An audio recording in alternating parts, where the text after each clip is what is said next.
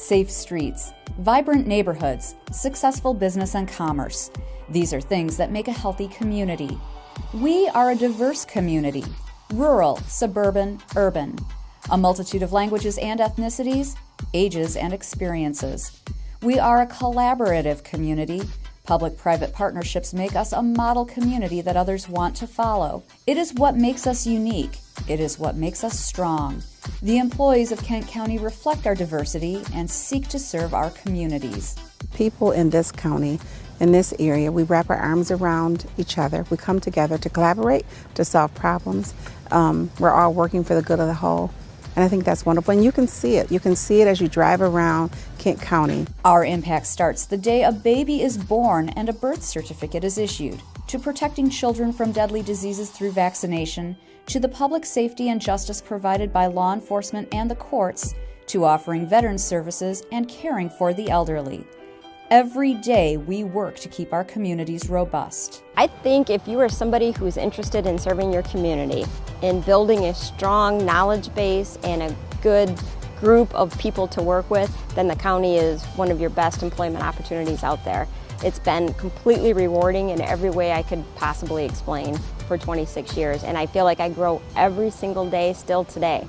Leading these dedicated employees, our 19-member Board of Commissioners and our County Administrator Controller, along with our elected officials and appointed department directors, placing emphasis on civic involvement, quality housing, vibrant neighborhoods, and strong, solid infrastructure to allow businesses to thrive.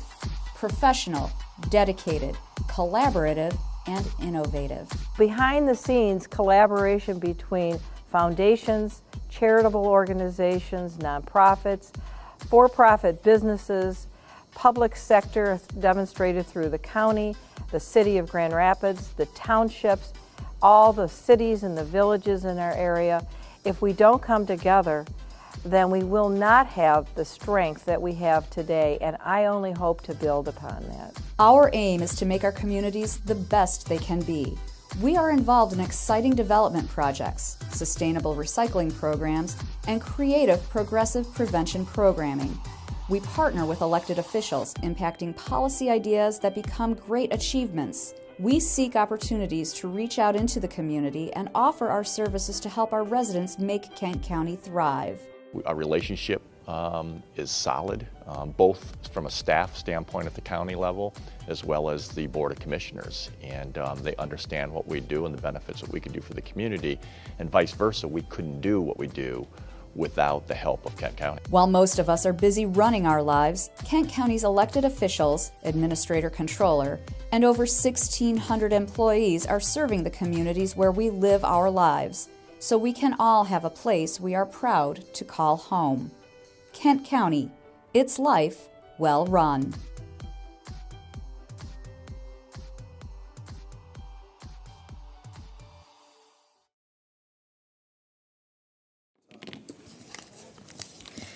All right, let's get this meeting started. Legislative and Human Resources Committee meeting for Tuesday, August 14th. We have a large agenda today, so let's begin with public comment, item 1. Any public comment today? Seeing none, we're going to move on to item 2, approval of the minutes from July 10th. Moved by Commissioner Vonk. Support by Commissioner Korndike. All in favor, say aye. Aye. All opposed? All right. Approval of the minutes passed. Item 3, medical examiner performance measurements, 5-minute update. All right, there we go. Just in time. Just in time. Moving quickly today. Okay, I'm Stephen Cole, medical examiner, and I made it this time. So the mission of the health department is to investigate sudden and unexpected deaths, many of which are violent, and of course, the last couple of years, a huge number, by far our biggest number of accidental deaths has been the opioid deaths. We do work out of the health department, although we're officially not part of the health department, but basically, in a way that makes sense because our mission is basically public health.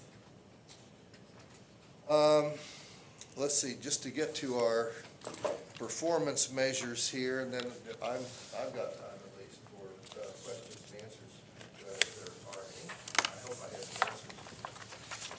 What we try to do, objective-wise, well, the way it works, I guess it may make sense if I give a little explanation of how things work. So when a death is reported to us, it's usually by the police or a hospital, depends on where the person's pronounced dead. And then whoever's in charge of the body will call our office for an investigator. And one of our 7 investigators will take the call and gather the information about what happened to the individual. They will relay it to either me or Dr. Start, who's the Deputy Chief Medical Examiner. We take turns being on call. We will then make a determination as to, first of all, whether there's going to be an autopsy or not. Occasionally, what we will do, and this does affect our budget, sometimes there are cases where we just need more information. We can't release the body because there might need to be an autopsy, but we don't have enough information to know for sure. So an intermediate action that we can take is to have the individual sent into our facility. We can do an inspection. Sometimes there's a question of an injury. We can examine them, at least externally, and if we decide an autopsy is needed, we do that. Otherwise, if an autopsy is not needed, then the body will be released and we will sign a death certificate. And again, sometimes we just release bodies directly from the scene, and this might be if we have an elderly person who's in a nursing home who maybe fell and had a broken leg or hip and just didn't recover well and went ahead and died. That's a traumatic death. That has to be reported to us. But those are cases that don't usually need any further investigation on our part. So we'll either basically do an autopsy or not, and then either way, we will sign the death certificate. So the reason I'm saying all that is because one of our performance measures is that when our investigators take a case, when they accept a case for investigation with or without autopsy, they have to make a report. Although it's actually, I think it's now 9 pages, a lot of it's check boxes. And so it's not like they're writing a full 9-page term paper. But it does have, included in that is a narrative of what happened and what the determination was as to the final death investigation. And we want to have those completed with, at least 98% of those completed within 2 months of us taking the case. The reason it can take quite a while is because part of our issue is many of our cases are extremely complex. Because of, primarily because of Spectrum, with the Level 1 Trauma Center that it is, we get cases sent in from all over western and northern and southern Michigan, and if they die here, even though they may have been injured, say in Muskegon or some other county, if the county where the person dies is the one that has to pay for the investigation and do whatever is going to be done. So therefore, we'll get somebody in. We had a couple of tragic cases last week. One was a 10-year-old boy walking with his mother, a bicycle up the hill. Somebody rams him from behind. This is up, I've forgotten exactly. It was in northern Michigan, though. And the child got sent down by helicopter, and this is in the middle of the night. So our investigator gets called, and then they have to go back, try to track down people in the hospital who treated this person, to contact people in the hospital who treated the person, get their information, go back to the police. If it's a small agency, whoever investigated the death at night isn't going to be available till the next night, so they may have to wait till then. The report may not be written, the accident report, for several days. So these investigations can just drag on, and they're extremely time-consuming. So we try to complete almost all of them within 2 months. So, having said that, we achieved, let's see, last year we were right at 98% for 2017, and of course our expectations are really, our goal is 100%, but our minimum expectation is 98%, and we did do that. So, the next thing, autopsy completion. Once we do an autopsy, our goal is to complete basically all of our autopsies within 3 months of the time of death. Sometimes this is not a problem, sometimes it's a big problem. The biggest problems are those where we do our initial procedure, which is an autopsy and a drug screen, and we don't find anything. You might think that's strange, but particularly in young people, I'd say about 3-4% of our people 15 to 30 years of age that appear just to be a natural death, we don't find anything. It may be a strange drug that's not identified on our drug screen, and another challenge for us is that new drugs, synthetic drugs, are coming up all the time, a lot of them manufactured in China. And so it's a big challenge to try to identify them, and sometimes we just can't. Another issue, and I won't dwell on this any longer, but just to explain another type of case, is there are certain kinds of cardiac rhythm disturbances that can be fatal, that are brought about by inherited mutations in the DNA. These hearts can be anatomically normal. The drug screens are normal. So this is kind of a new thing on the horizon, is that we, in such cases, will try to send our a blood sample from the patient out to a specialty laboratory who does DNA work. And that takes them a couple of months sometimes just to do that.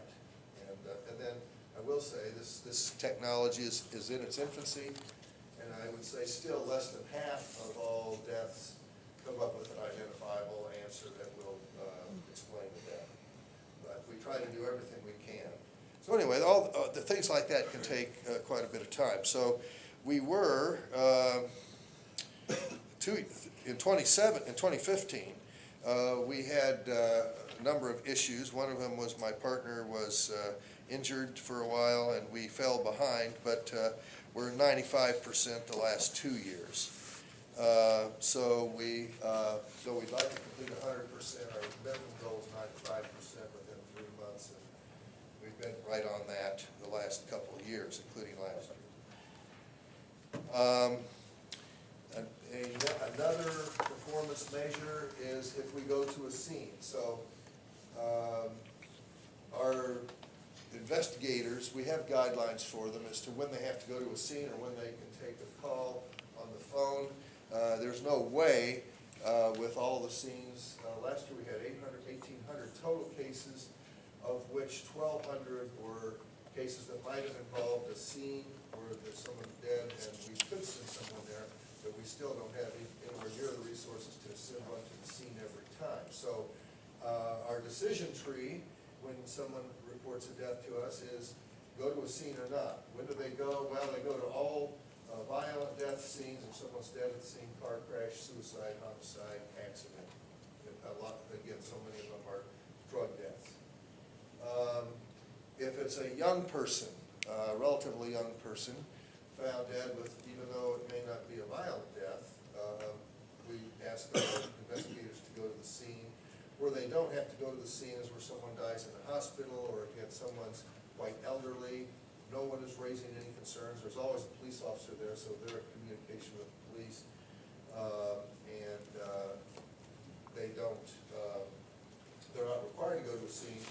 This does have financial implications because we have to pay them more if they go to a scene and if they take a call on the phone. So there are a number of reasons for this. Anyway, if they do go to a scene, because somebody's there in charge of the body, and that person, usually a police officer, it may be family, medical people, we don't want them waiting an undue amount of time.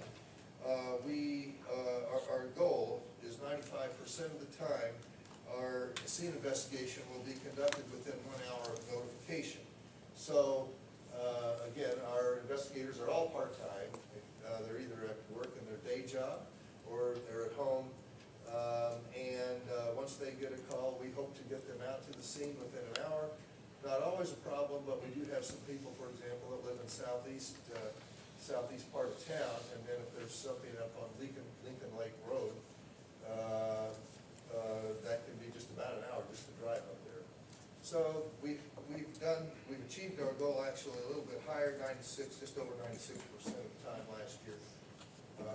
we beat our 95% expectation, so we're doing pretty well in that regard. How much time do I have? Do I carry on? Anybody got any questions? You can be quick. This won't be much longer. then. That's great.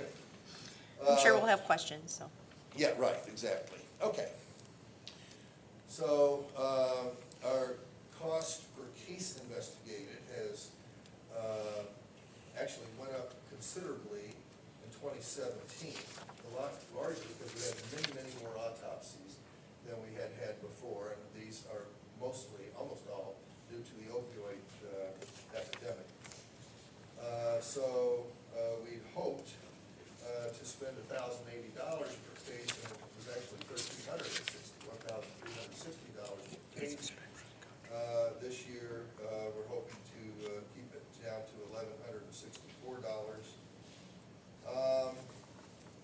Three more things. Our case reports complete within 2 months of death. I thought I just had one similar to that. Those are just the outputs, those are the counts. Yeah, okay. Right. Okay, so, again, last year, we had 1,254 cases. This year, we're expecting 1,200, probably it's gonna be higher than that. Our accepted medical examiner cases, and I will say very quickly, what is accepted, why do we have that? When a death is reported to us, our office either accepts the case as a medical examiner report, which means we will complete the death certificate and do the investigation. Sometimes it turns out that it really doesn't need to be a medical examiner case, and an example might be somebody's at a nursing home or at hospice, and they fall. And these people that run these facilities, to be conservative, they're just told, hey, if anybody falls or might have fallen, then they die a short time later, just call the medical examiner.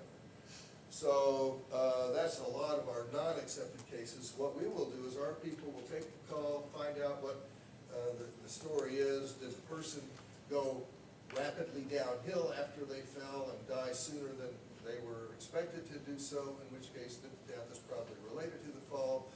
Or did they not have any appreciable injuries and they were really doing poorly anyway, and the death is no surprise? Those are cases where we don't think the fall, there's no trauma involved, and we will not accept them as cases. Similarly, the hospitals kind of have a general rule that if anybody dies within 24 hours of admission, for any reason, they will report the death to us, and a lot of those are heart attacks or some other medical catastrophe that doesn't have anything to do with us, and we'll say, thanks for reporting the death, but we're not going to accept it. So that's why the accepted cases last year was 1,254. That's the ones that were legitimately medical examiner cases. We had another 600 or so that were declined cases, is what we call them. But it still takes, or it can take, quite a bit of time to sort through the information that we're given and decide, is that really a case that we have to accept or not? And it may involve calling several physicians. Our investigators may have to be calling several physicians who might have seen the person or examined them, and nurses as well. Finally, a number of autopsies we had anticipated, or kind of, every year, of course, it's a guesstimate when we do our budget, how many autopsies we're going to do. Autopsies are the single biggest component of our expenditures. So we have to estimate, well, about how many are we going to do, so we can put it in the budget. Well, we anticipated 330 for 2017. We ended up doing 410, and that's why we kind of blew through our budget. And again, most of those were opioid overdoses. This year, we put down 338. I think we'll probably do a little higher than that. We may not do 410 like we did last year, but we're on a pace to do just about as many as we did last year. So hopefully there'll be a few fewer in the remaining months. So, any questions? Thanks, Dr. Cole. Any questions for Commissioner Kallman? My question is particularly about the Gift of Life program and that great work there, but does all organ donation, tissue donation like that, does it come through the medical examiner's office, or is there other paths where that happens? Okay, so the question is, does every organ donation have to be approved by us? The answer is not everyone, but the vast majority. So where most organ and tissue donations come from are people who've been injured in a crash, or sometimes it's a murder case and they're still alive. In fact, we had a hanging victim last week who was found, wasn't quite dead, was kept on life support, and this guy donated heart, lungs, liver, just about everything inside. So at any rate, and of course we had to approve that, and then the tissue donation, if sometimes somebody is dead, but they can still, if they're within 24 hours, they can take corneas, skin and bone for orthopedic procedures and so on. And in a case like that, they would ask us. The few that don't, wouldn't require our approval might be somebody's had a brain hemorrhage, spontaneous, naturally occurring brain hemorrhage. That's not our jurisdiction. Sometimes they ask us anyway because they want to be careful. So most of them do, and we work with them, and overall it helps, of course, the public, and so we're for that. We try to facilitate that, and we did get an award for, I think, being the highest county, or the county that gave the most, helped provide the most donations. Thank you. Commissioner Korndike. Thank you, Chair. So, Doctor, it looks like the number of autopsies is about flat, but you said the opioid deaths are up. So are the other reasons for autopsies down then? Well, the increase in autopsies is mainly opioid. Okay. The other ones are about flat. That is the accidental deaths, non-opioid, because those are, opioid overdoses are, we do rule those accidental, almost always. Right. But the motor vehicle crashes and the falls and all that sort of thing is about the same. And our homicides, I would say, they're the lowest. Because, we don't have too many, thankfully, but that stayed about the same, and so have the natural deaths. So how do our opioid numbers in 2018 compare to 17 at this point? I don't have the numbers at the tips of my fingers, although Okay. that's something we can, the tip of my tongue. That's something we can, I can find out through Carmen, who's our office administrator. Yeah, I think But we'd my appreciate, sense is that they're about the same as last year. because I know at the county we're working on that issue hard, so it'd be interesting to see what those numbers were. Yeah, and our epidemiologist, Right. Hartle, Mr. Hartle, is very helpful with that as well. So that's something that, we can find out if you like, for up-to-date figures. Thank you. All right, any other questions for Dr. Blanc? Commissioner Blanc? Yes, Doctor, I understand that suicides are on the increase. Now, is this because of the opioids? Is there some connection there? And then homicides, I remember years and years ago, if we had one in Grand Rapids, that was a big deal, and it'd make front page of the paper. And today I see, a while back, there was one that happened, it was on the back page of the paper and about a paragraph dedicated. Tell me a little bit about that, please. Suicides, no, I don't think it's, best I can tell, they're not related to the opioid crisis, but, this business of deciding whether a case is an accident or a suicide or sometimes even a homicide is somewhat subjective. And Dave Stark, my partner, and I, we're the ones, whoever's in charge of the case, we make that determination. And we do it based on our experience and so on, but it is somewhat subjective. So we have taken the approach, as does pretty much every other medical examiner in the country, to start with the drug overdoses. That the person who overdoses on fentanyl, which is a huge number of cases of that, fentanyl, heroin, or the prescription opioids, whatever, that those are accidental because probably they were using them recreationally. They probably weren't trying to kill themselves. So those are considered accidents. I don't really have a reason. Our suicide deaths are up somewhat, that's true. Why that is, I don't know. There's always going to be some fluctuation.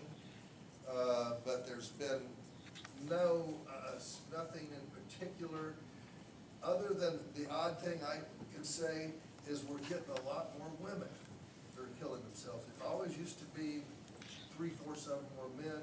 Now it's probably close to half and half.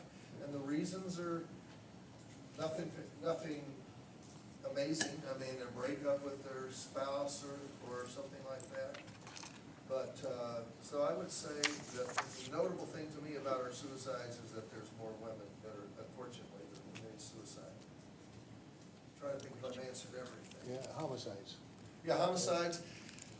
I don't have an up-to-date list of our numbers, but we get two kinds of homicides. That's just my arbitrary distinction. We get the ones in the city, a lot of them inner city. A lot of those are drug-related, and then we get those more out in the country. We had one my partner did one yesterday up on Big Pine Island Lake. Some people That's were my district. intoxicated and got into a dispute, and about 1:30 in the morning, so we know what that's going to be, alcohol, and a guy got shot. So we have the country ones, which are usually bars and people that, well, I guess basically that, alcohol-related. Then we have the inner city ones, which often are more drug-related or gang-related. But our overall numbers, I think we are up a little this year, but again, that's something I can find out. I just don't have it right now. Okay, thank you very much, appreciate it. Commissioner Talon. Thank you, Chair. Excuse me. Morning. As I look at performance measures, I typically think of them as a tool as we're going through the budget process now. One of the ways to use that tool is in the budget process. And I really find this to be kind of succinct and kind of in combination with the medical examiner's report that we just received, really helpful in making those kinds of decisions and understanding the work that you do. So thank you for that. I just have a couple of thoughts that would also be helpful in tweaking this as we move forward to next year. One is in the indicator outputs at the very end. We have the percentage of case reports completed within 2 months. Then we have the number of case reports completed within 2 months. I wonder if we could just drop that within 2 months so that we can see the total number of case reports completed. And then you talked about what sounded to me like a significant use of your time, which is the number of cases not accepted. And if we're telling the story of what you do, I think it'd be good to include those numbers as well. Yes, that's the sort of thing that's in fact, that's where this information came, as the annual report. So we could, like, for this type of presentation next year, just single that out as like total cases. Right, and put that in the outputs area there. And yeah, write that down as to accepted and non-accepted. Help give the full picture. Yeah, I think that's a good idea, because our people are really stretched. We've had some difficult times, even though we have 7 people. Some of them get to be gone, and we have minimal expectations out of how many cases they should do, and some of them are already up to their yearly quota for cases, just because it's been so crazy. Hopefully quick follow-up. I don't know if you remember, but decades ago, when I was working at Blodgett and used to see you occasionally there, you often invited me to take a tour of the facility there. And one of the reasons for that is that there certainly was an issue with capacity, whether it was adequate facility. Could you just comment on where things are with that, whether that's adequate now? Well, it isn't adequate. It is not adequate. What has happened is that the one improvement that we've had, our current facility, I'll just back up, and the one you saw, I think we took you down in the 90s, early 90s, is the same. It was built in 85. I came in 82, then in 1985, they moved the morgue and they slightly enlarged it, which was helpful back 30 years ago, I guess. But it's the same facility, and our numbers have gone up, and the complexity of our cases has gone up.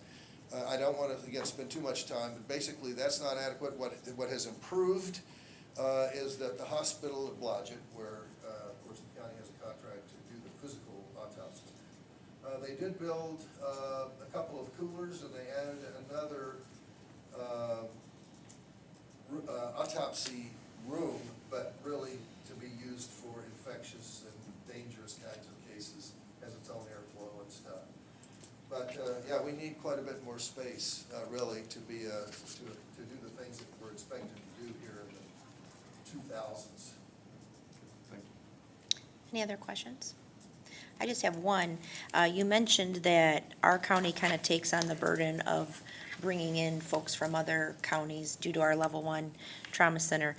Do other states have some sort of reciprocity program or something where those county of origin would take on those costs or reimburse us? That would be so nice. So the Would be question nice. is, so does Kent County get anything out of these, what we call out-of-county cases? So Ottawa's one of our bigger customers, of course, but whoever it might be. The answer is no. And that would be if we ever, sooner or later, probably after I'm gone, there'll have to be a decent facility built that's really dedicated for autopsies and not just be in the basement of the hospital. And at that point, that would be the time when I think the structure could be made.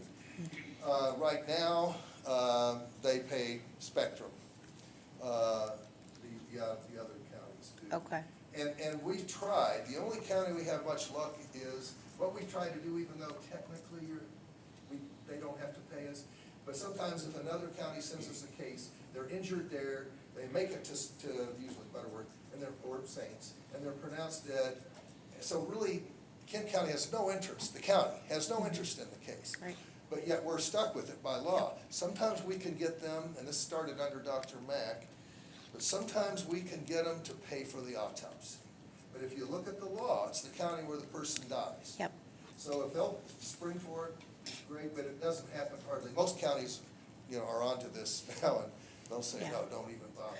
Could you run the numbers for us at some point, or have someone run the numbers of just, maybe not the total dollar amount, but just how many we're taking in from other counties, just to know? It's really easy to do. Sorry Okay, for interrupting. yeah, It's almost a no-brainer because we would have Yep. that. I'm just trying to think how I Is it would like- get that information to you. just If Wayman. somebody can- Okay, fine. Yep. If you can give me a call, Wayman, then Sure. we can give you for the Just last interesting to several know. years. Yeah, is It's it 50%, basically- is it 10%, is It's it? around, it's probably around 30%, but we Okay. can get specifics. Okay. Okay. Thanks, Dr. Cole. It's a good question, and. Appreciate that. Be aware of it. Thank you so much. You bet, thanks. All right, on to item 4, health, creation of a 1 full-time sanitarian position. Wayman? Yes, this is a request to the board to create 1 full-time sanitarian position in the Community Wellness Division of the Health Department. The City of Grand Rapids has made $185,960 in funding available through its Community Development Department for the Kent County Health Department to be a partner in the the city's Michigan Department of Health and Human Services grant, which is dealing with lead. The objectives of the grant are to remediate lead paint hazards in pre-1978 housing and to reduce elevated blood levels in young children. The primary objective of the Health Department is to assist property owners with the application process, generate community awareness of lead issues, and coordinate blood level testing of children. Secondary objective of the Health Department is to provide elevated blood level investigations, including combined paint inspections and risk assessments, as well as clearance examinations for Medicaid and other federally funded lead hazard control projects throughout Kent County. To accomplish this task, as outlined above, the Health Department is requesting to add 1 full-time sanitarian position in the Community Wellness Division's lead program with a total cost of salary and benefits of $74,700. The grant funds from the City of Grand Rapids, as well as the cost of sanitarian positions, will be included in the fiscal year 2019 Health Fund budget. The grant period is from October 1, 2018 through September 30th, 2019. If funding is eliminated or decreased, the position will be eliminated unless continuation funding is identified pursuant to the fiscal policy on grants, contracts, and donations. All right. Moved by Commissioner Korndike, seconded by Commissioner Skaggs. Do I have any questions or comments on this issue? All right, seeing none, all in favor say aye. Aye. All opposed? Same sign. All right. Motion passes. On to item 5, Human Resources Labor Agreement, Police Officers Labor Council Captains and Lieutenants. Yes, this is a request to the board to approve a 5-year labor agreement for the period of January 1, 2019 through December 31, 2023 between the County of Kent and the Police Officers Labor Council Captains Lieutenants. Negotiating Committee recommends approval of a 5-year labor contract with the Police Officers Labor Council Captains Lieutenants, which represents 21 members. Wages will increase 2.5% annually in 2019, 20, 21, and 2% in 2022 and 23. Either party may reopen the agreement during 2021 for negotiations of 2022 and 2023 wages. The maximum retiree health care stipend will increase to $400. The total 5-year increase to salary and benefits cost is $993,650. Move Right. it. Moved by Commissioner Vonk, support by Commissioner Korndike. Any questions or comments? Commissioner So, Skaggs. just a question for Wayman. So what does this mean? Either party may reopen the agreement during 2021. Do Amy Ralston have to from, come to another agreement, or what's the purpose of a we have 5-year Amy plan? from HR to answer Amy some Ralston is questions. here from, Good morning. The purpose of that is, what we'd like to do is move from the current cadence where we negotiate every 3 years to a 5-year cadence to improve efficiency, but either side, either the county or the union, has a vested interest as we get to those outline years to have the ability to renegotiate wages if the economy is going gangbusters, or conversely, if we end up in a recession-type situation. If either side wants to come to the table and request that we bargain over those last 2 years, then either side can. If neither side does, then the 2% placeholders that are in there, those stand, and that's what would apply. Is that? Any other questions on this issue? Commissioner Talon. Thank you, Chair. Just wanted to put this in perspective, if you could, a minute, of all of the contracts. This seems like, is it maybe the last of contracts that were being negotiated, or is this the first of kind of a new set? Could you? Yeah, good question. We negotiated 3 small agreements last year for, and you'll see an amendment to those contracts, which is the next action request to make the format consistent with what we just negotiated and we're seeking approval for captains and lieutenants. All of the remaining agreements expire at the end of this year, so we're looking at following that same format with the remaining agreements is what you see here. Thank you. Any other questions? Seeing none, all in favor say aye. Aye. All opposed, motion passes. On to item 6, amendments to labor agreements, Assistant Prosecuting Attorney Association, Teamsters 214, and Circuit Court Referee Association. Wayman. yes, this is a request to approve amendments to the labor agreements for the Kent County Assistant Prosecutors Attorney Associations, which is 34 employees, Teamsters Local 214 Parks, which is 17 employees, and Circuit Court Referees Associations, which is 8 employees. Negotiating committee recommends approval of an amendment to each of the above agreements. All 3 amendments change the wage increases from 2019 and 2020 from 2% to 2.5% per year. All 3 amendments increase the $350 maximum monthly retiree health stipend to $400 for employees who retire in 2019 or after. In addition, the Circuit Court Referee Association amendment extends the agreement terms from 3 years to 5 years, adds 2% wage increases for 2021 and 22, and allows either party to reopen the agreement in 2020 for negotiation of 2021 and 22 wage rates. These changes make the Circuit Court Referee Association agreement consistent with the Assistant Prosecuting Attorney Association and Teamsters Local 2014 agreements. The total 5-year increase to salary and benefits cost is $166,000.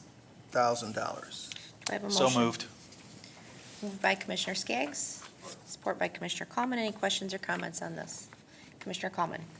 I'm just curious about seeing the 2.5% number. Is that purely a negotiated number? Is it Michigan CPI? Like, what's the basis for that?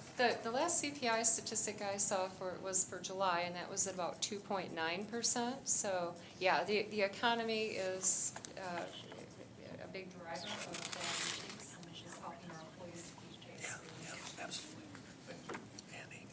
All right, any other questions? Commissioner Talon. Well, just a comment.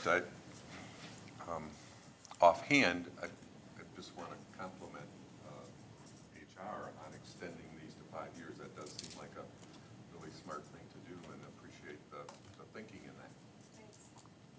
All right. Seeing no other questions or comments, all in favor say aye. Aye. All opposed? Motion passes. Moving on to item 7, Sheriff, add 3 school resource officer positions for Comstock Park, Sparta, and Kent ISD. Yes, this is a request to add 3 county road patrol officer positions to provide school resource officer services for Comstock Park Public Schools, Sparta Area Schools, and the Kent Intermediate School District. Appropriate $160,509 to the 2018 Sheriff Special Project Fund budgets for the programs, and to authorize the board chair to approve all applicable agreements. The sheriff is requesting to contract with Comstock Park Schools, Sparta Area Schools, and the Kent Intermediate School District to provide 1 school resource officer and a vehicle for each school system. This need for additional SROs will be met by adding 3 additional county patrol officers positions at a cost of $128,407 annually per officers, including wage and benefits, vehicle, equipment, and other costs. Comstock Park and Sparta Schools will each pay 70% of the wages and benefit costs of the officer, with the Sheriff's Department paying the remaining 30%. The Kent ISD will pay 100% of the wage and benefits costs. In addition, Sparta and Comstock Park will pay $245 per month toward the cost of the vehicle used by the SRO, and KISD will pay $350 per month. All applicable contracts have been reviewed and approved as to form by corporate counsel. If funding is eliminated or decreased, the positions will be eliminated unless continuation funding is approved pursuant to fiscal policy on grants, contracts, and donations. Do I have a motion by Commissioner Korndike? Support. Support by Commissioner Vonk. Any questions or comments? Commissioner Ponstein. Thank you, Chair Bolter. Wayman, are these positions, it says that we're adding new ones, but are most of these positions held by or hired by people that we already have that are familiar with the districts, account makeup? We'll have the sheriff or, yeah, From Michelle. maybe, yeah, there we go. Sheriff Stelma. Thank you so much for coming up. Good morning. The question again, sir? So when it says in the proposal we're adding new positions, but Yes. most of these positions are filled with existing deputies that are familiar with the district. Is this kind of a different type of animal? That is correct. They will be filled with senior officers, and the school districts actually go through a interview process where the school district actually selects the officer that they think will best fit their footprint. Thank you. Commissioner Skaggs. Sheriff, what other school districts do we have this program, the School Resources Officer program with? We're currently in 8 different school districts: Kennewa, Kent City, Northview, Cedar Springs, Forest Hills, Lowell, Caledonia, and Byron Center. And even conversations continue with the Kentwood School District and with the Rockford School District, but we do not have an agreement with those school districts yet. And are those agreements with the other school districts, are they also at the 70-30 cost sharing? Yes, sir. Any other questions? Commissioner Talon. Thank you, Chair. Sheriff, just, I'm kind of curious about your thoughts about this. I was at a National Association of Counties conference and went to quite a few community corrections related kinds of sessions. And one national expert talked about how generally law enforcement officers are trained as warriors versus social workers or teachers, which I had never heard that before, but I found that kind of interesting.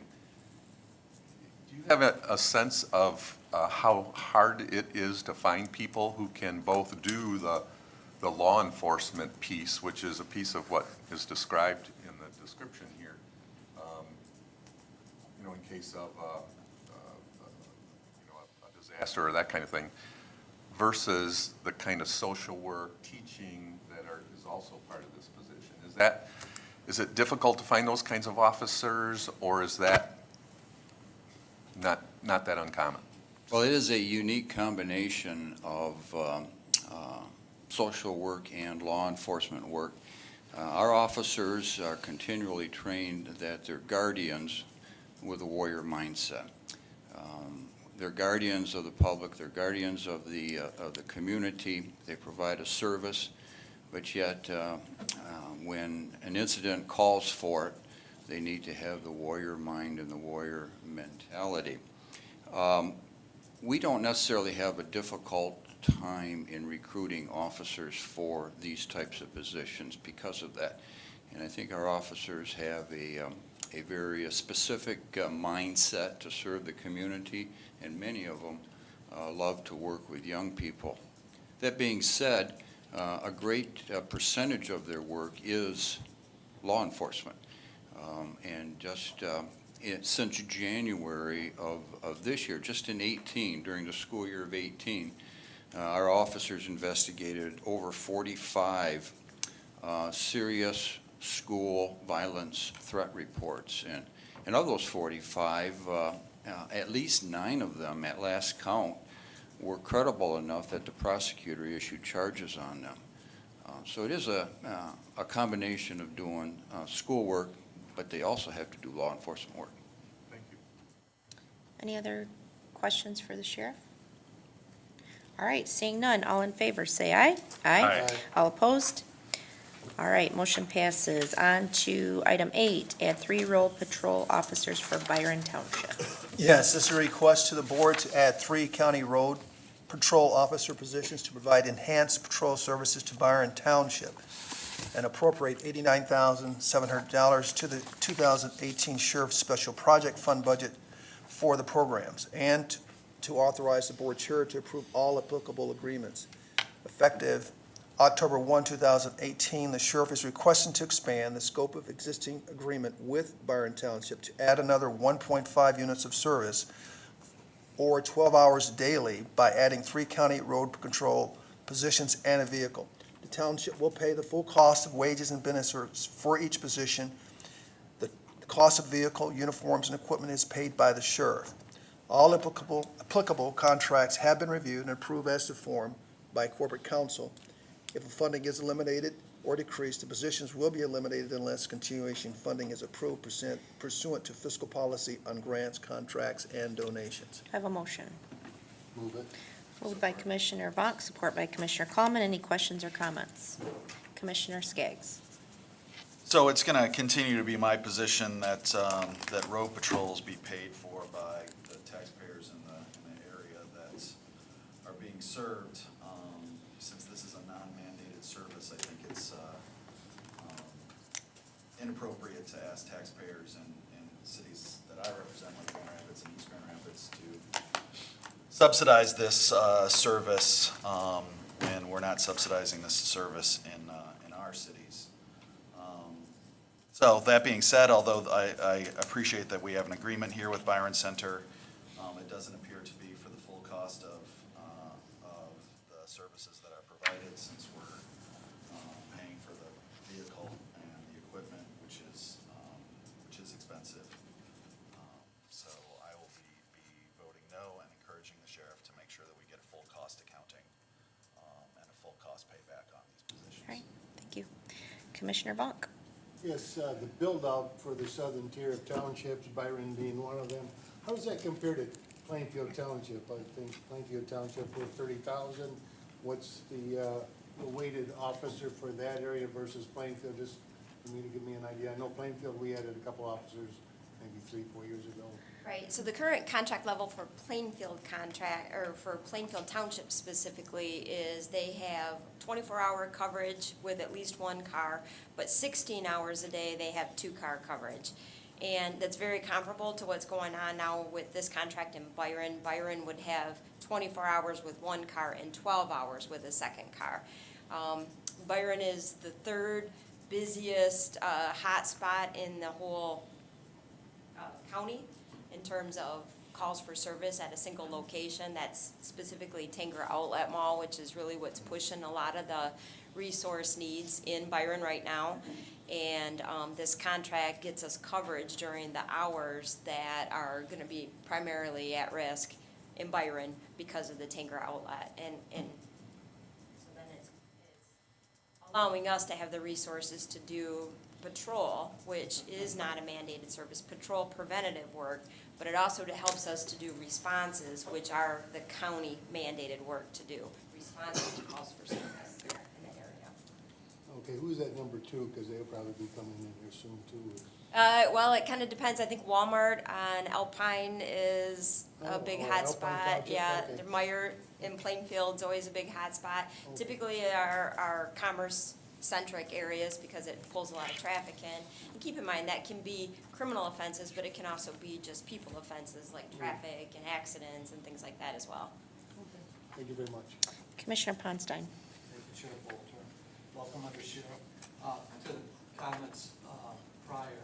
So, yes, the county is paying some money into this, but it's my understanding that there is a benefit to the county that if there's an emergency where we need more coverage, these officers can be pulled to assist in other parts of the county. Is that correct? Correct, and that's a really important thing to keep in mind. We do have a requirement to respond for calls for service. And without our partners, which are all the townships, and this is one big pool of officers that are placed and used in concert with each other, without those partnerships, we would not have the resources to respond to calls for service within Kent County at an adequate level. And even with these partners, our responses are in some areas of our community quite long, which can cause a pretty significant safety issue. You're going to hear us talk about our priority 1 and 2 responses in the next month when we're talking about our performance measures. And there are serious lags at multiple times a day where we're not able to get to a location soon enough. So again, these partnerships allow us to have additional resources in the community. You always hear me talk about surge capacity. Really, really important for us to have resources in the community ready to go when there's a priority 1 or 2 response necessary anywhere. And that is built into our contracts. And it's communicated pretty effectively with our townships too, that that's our resource, this is a partnership, and we're able to use that resource someplace else if we need to. And then it would also be true that a lot of these areas that ask for more requests have something there that all residents of Kent County use, and it's also not just provide law enforcement safety to Byron Center, but to everyone that's coming and visiting that feature that's drawing people. And that's a really important thing to remember, that resources are not stagnant to one community. So not only can they respond outside of that community if necessary, and that happens daily, but as our citizens in Kent County travel through these different jurisdictions, even something as simple on the expressway can cause resources to be needed. But an asset like Tinker Outlet Mall is people from all over our community and other communities come to that location every single day and spend a lot of money for our communities, and there are substantial benefits. All right. Commissioner Skaggs? Just following up on that, I'm sure there are people from Byron Center right now in Grand Rapids and East Grand Rapids. Noted. Any other question? Commissioner Coleman? I would just like to comment that I'm relieved to hear that the increase in need is for the outlets and not my unruly children. Well, I was going to talk to you about that privately. But All right. Any other questions for Under Sheriff Young? Seeing none, all in favor say aye. Aye. All opposed? No. All right, motion passes. Moving on to item 9 on our agenda, request to incorporate additional positions beginning October 1. Wayne. Yes, this is a request to the board to add 3 corrections officers to meet state mandated indigent defense standards. 1 county patrol officer and 1 caseworker, 1 assigned to the front of the court, 20 youth specialists, and 1 cook staff for the expanded juvenile detention facility, and convert 1 part-time continuing quality improvement specialist to full-time at the Kent County Community Action Agency. The sheriff is requesting 3 full-time correction officers to ensure compliance with state indigent defense standards under Public Act 93 of 2013. The estimated cost of the position is $442,000 and is included in the approved indigent defense plan funded by the state. The front of the court is requesting a caseworker at a cost of $82,114, and the sheriff is requesting a 3rd full-time county patrol officer and vehicle at a cost of $179,000 to help resolve outstanding warrants. The estimated cost of these positions, including necessary equipment, will be funded by the Title IV-D grant and the Michigan Department of Health and Human Services medical incentive payments. Juvenile detention is requesting 20 youth specialists and 1 cook staff for the expanded facility. The annualized cost estimated at $1,334,200 for the positions will be funded by the state at 50% and the county general fund at 50%. Because 2019 will be a partial year, the estimated first-year total cost for these positions will be $659,650. The addition of these positions and the expanded facility will allow more children to be placed in the county facility with enhanced programming rather than being placed in an out-county facility, resulting in significant cost savings. Kent County Community Action is requesting to convert its part-time continuous quality improvement specialist position to full-time status to improve the department's ability to ensure optimal utilization of available grant funds and to submit grant applications. The estimated cost to convert this position to full-time status is $37,355. Will be covered by Community Services Block Grant and Housing Choice Voucher funds. If funding is eliminated or decreased, the positions will be eliminated unless continuation funding is approved pursuant to the fiscal policy on grants, contracts, and donations. All right, do I have a motion? I'll move it. Moved by Commissioner Vaughn, support by Commissioner Ponstein. Any questions or comments? Commissioner Korndike. Thank you, Chair. So $1.4 million, we're comfortable with that, and financial projections are that we're going to increase revenues enough to more than cover that? Yes. Okay. Then on the biggest part of this is the juvenile detention, requesting 20 youth specialists. Can we get a quick overview on Sure. what that entails and what Bring that's up gonna Andy. provide? Andy Thalhammer from the Circuit Court is here. Stacy McGinnis is also here from Juvenile Detention, Superintendent. If you're looking for any more details, I'll call Stacy up here. Okay. Yeah, but basically, we're increasing the size of the capacity of the detention facility by about 42%. Licensing standards require, obviously appropriate staffing to do so. We will, in large part, utilize, again, I throw the 17-year-old age of majority issue out there because that will change a lot of things as far as what our capacity is to do more residential treatment or treatment services within our county so that probation officers can stay involved, family members can stay involved, et cetera. So those additional beds, we're hopefully going to be able to utilize 24 of them, provide those services, and kind of shift the costs from our placement line item to our detention line item. So we're hoping to remain pretty cost neutral with this increase. And better results, hopefully. Hopefully better result. Research everywhere says if you can treat kids in their community, when it's safe to do so, if you can treat them in their community and keep those natural supports involved, you're gonna achieve better outcomes, lower recidivism, et cetera. Right now, we're sending kids, 2 hours away. A lot of families don't have the transportation to get there. Our POs work to get them there, et cetera, but they'll be right here. We have a contract with someone who does family work for parents that are involved in our programming in the facility. We've heard great reviews of that. So, yeah, we really are anticipating a better overall system. Thank you. Any other questions for Andy? Commissioner Talon. Thank you, Chair. Questions on other things too, but since Andy's up there, where does the public or commissioners see data like was just discussed? Things like outcomes, rates of recidivism, success of diversion for the juvenile programs? I know some of that is out there for other court. Yeah, and pretty much all these kids are included in our community probation program. Pretty much every youth, which is by and large where we point to those recidivism rates for performance measures. As far as kids that go into different residential treatment programs, it's very difficult to get that recidivism data. We're attempting to do so, to do a better job at it, because, again, usually when kids go into placement, they're almost 18 or almost 17 years old or 17. So if they commit a new crime, it's a different system. They're in the adult system, and we don't always have access to that information. it is something, I've actually got a meeting on Friday with a research person to kind of dig more into that, to see, you know, which placements are more effective, et cetera. Any other questions for Andy? I just have one on the 20 youth specialists.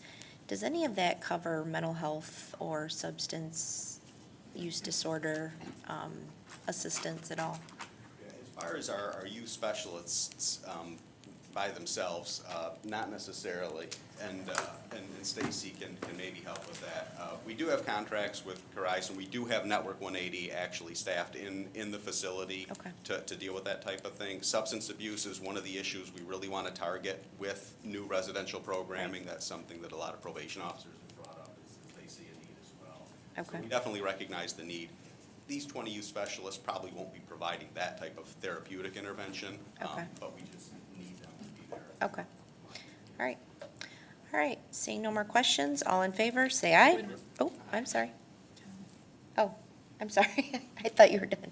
Commissioner Taylor. Yeah, I thought we were just talking about this piece, but there's about 10 different things we're approving. Pardon me. I wondered if we could get some sort of summary of the state indigent defense situation, where we're at in that, how it's changing, and why we need these?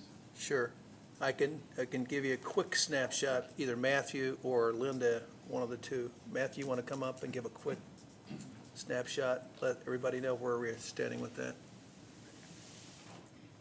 So Linda and I and Craig Paul are kind of tag teaming this now. The State Indigent Defense Plan has been approved by our state for us to implement in this upcoming fiscal year. It includes these correctional officers to help make sure that those that are incarcerated at the jail are able to get to meet their attorneys and do the teleconferencing and things like that. So we're working with that. We're also going to be working with our local district courts now and the circuit court to roll out the plan. We haven't seen the final contract from the state of Michigan yet, but what we hear is that they anticipate providing funding in October, and then we would have 6 months after that to be operational.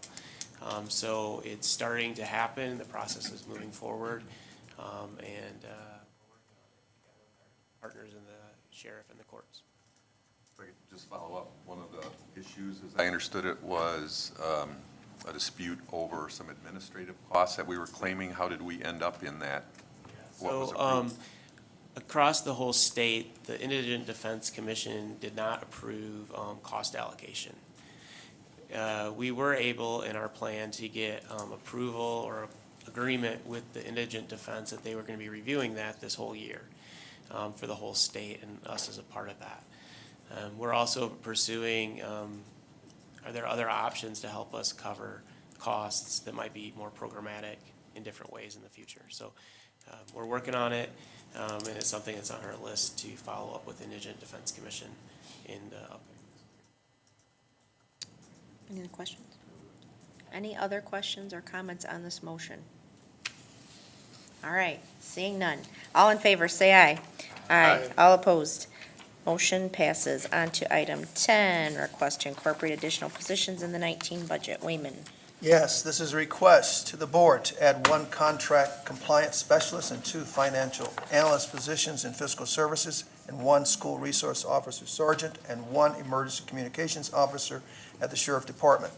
Fiscal services is requesting to add a full-time contract compliance specialist in purchasing, which will provide expertise to negotiate and evaluate vendor contract terms, maintenance agreements, and purchase terms and conditions. This is also allow the purchasing department to manage its contracts in a timely manner, along with the demand for additional services, while freeing capacity for the corporate counsel's office staff to focus on larger policy issues, liability, and prevention. The estimated cost for the position is $90,899. Fiscal Services is also requesting 2 full-time financial analysts due to the increased complexity and volume of the financial reporting requirements in county maintenance and needs in the department. These additions will be alleviated. These positions will alleviate the workload for other departments, which has routinely exceeded 60-hour-a-week work weeks over an extended period of time. The estimated cost for these positions is $157,689 and will be partially offset by the reduction in use of contract positions in the department. The sheriff is requesting full-time sergeant position for supervision of 11 school resource officers. The cost of the wages and benefits for the vehicle and equipment for this position is $137,653. The sheriff is also requesting to add 1 full-time emergency communication operator to offset the increased workload resulting from a 2017 agreement to assume dispatch services for animal control using existing emergency communication staff. The position will be funded by the Animal Shelter General Fund at $58,777 and other agencies that utilize dispatch services. In the event funding is eliminated or decreased, the position will be eliminated unless continuation funding is approved pursuant to the fiscal policy on grants, contracts, and donations. Any questions or comments on this motion? Commissioner Vonk? Yes, on the fiscal services part, at one time before the airport became an authority, they purchased a lot of information from us, fiscal services and so forth. Over 300,000, I believe, was the number. And that was never decreased when we became an authority, the airport became an authority. How does that fit into the piece of pie, and what portion of that was going to fiscal services, and just sort of explanation of what happened as a result of that transition? And Perhaps Marvin Van Nortwick or Steve Duarte could talk about that. Maybe you want to repeat the question just so that Steve's got it.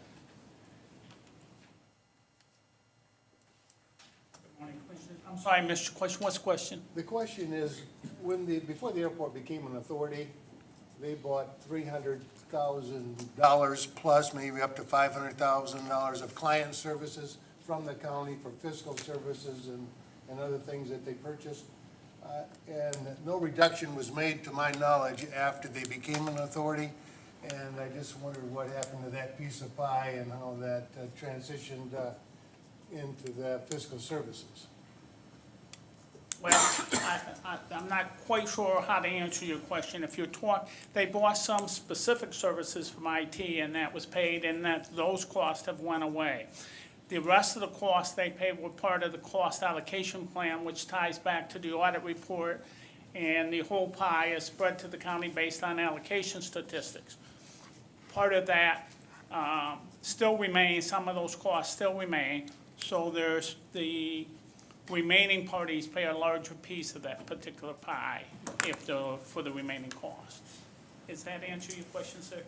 It seems like there'd be some, additional value left at the county as a result of that transition, where those people are still employed and they probably should not be employed possibly as the airport increased its employment. I just wondered, what happened to those funds, and is everybody, how those funds are being managed to the fullest extent, let's put it that. I guess the question is, when you spread central support costs, unless you reduce the number of employees, or cut some other costs within central support, then you still have the same amount of employees, the same amount of employee cost. But you got to remember, we expanded a lot of programs. We brought over CAA, who has a number of grants. I probably have 1 full-time person allocated just taking care of CAA costs. Today, we expanded some more programs. We've got a lot of things going on, so we haven't been able to reduce staff because of that. Well, that's what I wanted to know. Yeah, how those funds are being used. it continues to grow. The complexity of the audit, the timing of things, we're on strict time frames, okay? I can't say to the state of June 30th, I didn't have time to get the audit done. So I get the audit done. If that means you have to give up your vacation, if that means you have to work overtime, that's what we do. When I get ready to go to New York, I've got to have a report to present to the rating agency. I can't come in and say, we spend a little, we took in a little, we got a little left. I got to come in with a nice report. That means we've got to get that data ready. It's a very short time frame. Again, if you can't get on vacation, that's just the way it is working in that department. I just have one employee went on vacation, told me first year in 4 years that they were able to take a vacation and not take their laptop with them so that they could stay connected and continue to work on the programs. I I lost a deputy director of finance who for 4 years was in here at 6 o'clock in the morning, had a 10-month stretch where she worked over 80 hours a week. I think that was one of the factors that led to her retirement at 55. I don't think she wanted to face those hours anymore. We're having unreasonable overtime expectations. We're asking people not to take vacation. So the airport going away didn't improve that a whole lot. Steve, I respect your answer, and rather than not knowing, I give you credit for it, and that gives us some information as well as we vote and support that. So thank you. Commissioner Kallman. Thank you, Chair. So I was under the impression, and I get some of these demands increasing as the county grows and the complexity grows. I was under the impression that some of the overtime, of which I think we all greatly appreciate all the extra effort that's gone in, but that a large portion of that was due to the transition to the CGI software. Are we certain that this need is for these 2 additional financial analysts is a permanent need relative to the ongoing increase in activity and not relative to the CGI transition? CGI probably has access to more data. It's a very complex system. It added to our workload, not reduced it, to be honest with you, in my operation. But I see this as a permanent growth of the demand for the departments we serve. I've even had other department heads say, Steve, you need to add to staff because we're having trouble providing the level of service that you're used to. Okay, thank you. Commissioner Talon. Thank you, Chair.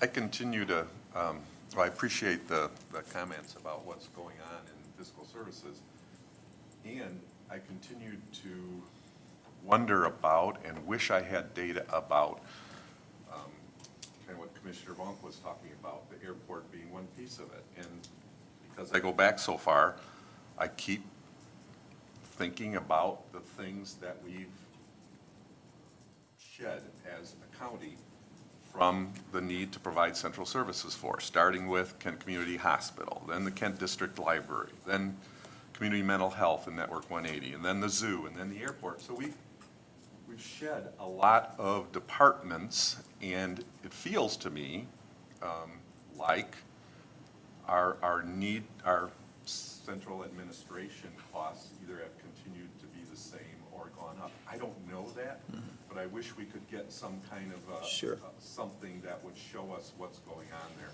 Yeah. So I can feel better about that. Yeah. One of the things, too, that you may remember back in 2009, before the Great Recession, after the recession, we had to shed a number of employees around the county, including fiscal services, HR, and we've held the line for so long. So part of the problem is the fact that we didn't have the ability to accommodate the upswing in activity and programs that we had to service under that period of time. We told departments, you will not add positions. In fact, any time a position was being requested, there was a committee at one point, the Personnel Review Committee, that looked at every position, and if in fact there wasn't a need that they could prove, we told them no. So there's been a pent-up demand for many years in several of these departments. So we can provide you that detail, what the numbers were pre-2009, where the positions are today. We are consciously attempting to reduce the cost related to personnel. We, at least in the administrator's office in particular, have decided to go a different route in terms of how we're structured. For instance, we're not replacing the assistant administrator position. We're identifying other ways to provide you the information that you need, the analysis that we need.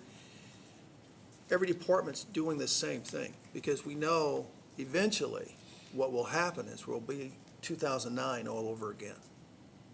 So even though we're seeing an uptick in the revenue stream from property taxes, we know that we are the last on the rung to see the benefit of an upswing in the economy. So a lot of that is occurring simultaneously to the complexity, which is what Steve is talking about. I'm of the mindset we don't want to ever have HUD, state of Michigan, anyone poking our nose under our business, attempting to say that we didn't follow protocols and regulations and so forth, and we get stung and get hit. So those are the things that Steve is, and I've told Steve in particular to make sure he does. So A360 definitely has made it more onerous for us, and the switch out of that system. And we're still learning from it. The best laid plans don't always work as you would hope that they would work out. But we're adjusting. This is an adjustment to that situation partly. But Steve talks about the overtime. That wasn't just because of A360. That's been because we've said to departments, you need to hold the line. You can't add positions. It's zero-based budget. You can't add positions unless we absolutely have the revenue streams to support it, and it supports the priorities of the board. That's where we've been for the past, since my tenure here. I'd like to make one more comment, to put things in perspective for me. In 2008, I had 41 positions in my department. After adding 2 positions in 2017, I'll have 34. I'm 7 down. That was because of automation and things we've done. But as things have, I think the last time we requested a position was right around the turn of the century. Things have just grown. It's just grown. Which one? Yeah. Thank you. Any other questions?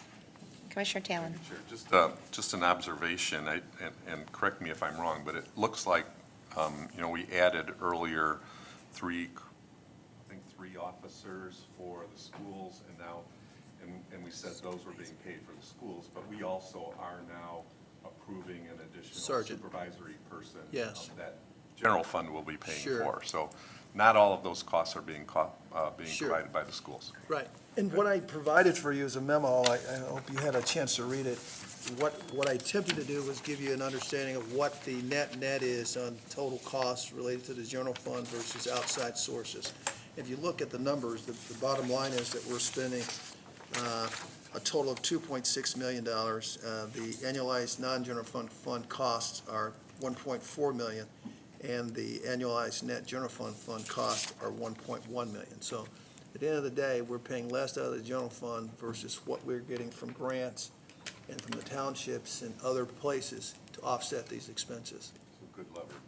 Yes. All right, any other questions or comments? Seeing none, I do need to grab a motion in a second. I'll move it. Moved by Commissioner Vaughn. Support by Commissioner Kallman. All in favor of the motion, say aye. Aye. All opposed? Motion passes. On to item 11, miscellaneous. Commissioner Vaughn. I'll say it again, it's nice to hear what Steve had to say this morning. Getting to the nitty-gritty, I always say we operate as commissioners at 35,000 feet. Sometimes it's nice to hear what is going on, what the needs are with the medical examiner with his facility, as you brought up, Commissioner. And it's good to hear that. I don't want to get into day-to-day operations here, and Wayman can handle that with staff, but it's good to hear it from time to time. Absolutely, and it I is. appreciate it, and Yeah. when they got a strong answer like that, I also appreciate it as well. Right, So, right. thank you. Any other commissioner? Commissioner Ponstein. Thank you, Chair Bolter. Time to time, we hear from Stacy on what's going on at the state. I know we've hired people to lobby for us at the federal level. Is there opportunities where it doesn't have to be as often as Stacy because You mean of Becky? the federal You mean government? Becky? Yeah. Sorry. Yep. Would you like to have an update related to the federal lobbying efforts? That would, sure, we can make that happen. In fact, it's a part of his agreement that he would, from time to time, come back and make a report out here. So we can work Good with idea. Steve, Carey, getting Ben in front of you guys. Any other commissioner miscellaneous? Commissioner Talon? Thank you, Chair. Just a quick thought. Hadn't thought through this real well prior to this, but I wonder if we could think about whether it makes sense, given some of the conversations we're having about immigration policy from here on up to the federal government, take a look at whether we want to add something to our legislative priorities regarding that. It might be helpful to, to our role, and finding a way to talk about that and Yeah. see whether that's something we could add, just a Good suggestion. idea. Good idea. Any other miscellaneous today? All right, seeing none, we are adjourned.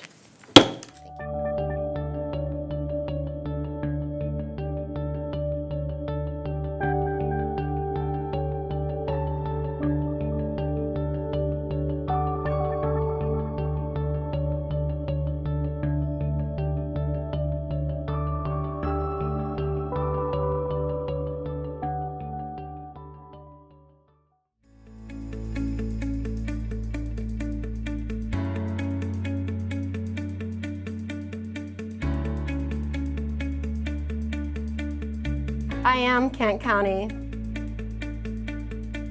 I am Kent County. I am Kent County. We are Kent County. We are Kent County. We are Kent County. We are Kent County. We are Kent County.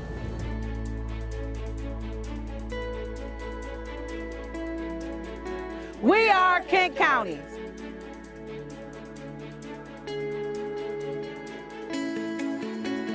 We are Kent County.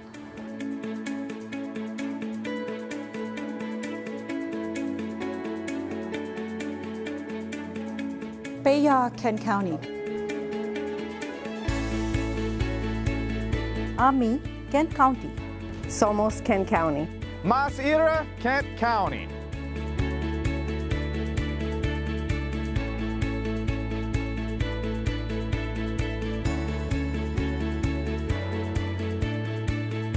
We are Kent County. We are Kent County. We are Kent County. Oh yeah.